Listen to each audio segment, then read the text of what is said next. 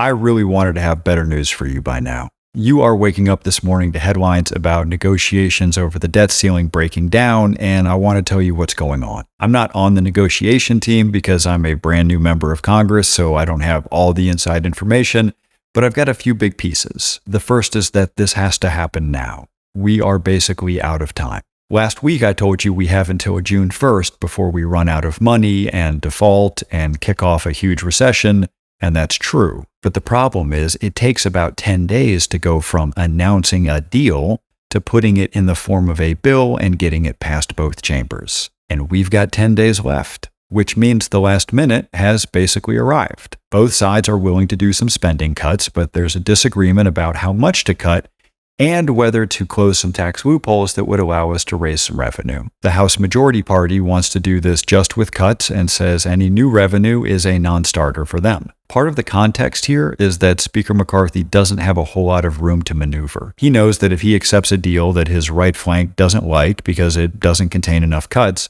that they can punish him by stripping him of his speakership. The truth is, the big challenge here is not finding a bipartisan deal.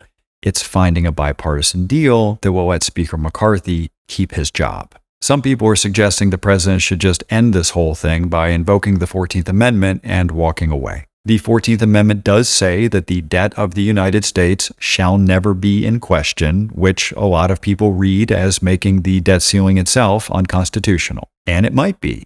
That is not a wild legal theory. But the time to test that theory was January, not May. We are out of time to throw this to the courts because no one, and I mean no one, knows what the outcome would be. And if they struck it down, that could mean immediate default, which means we're in one of those rare political moments when neither side gets to walk away. I believe we will reach a deal. Hopefully, not long after you watch this, and I'll keep you posted.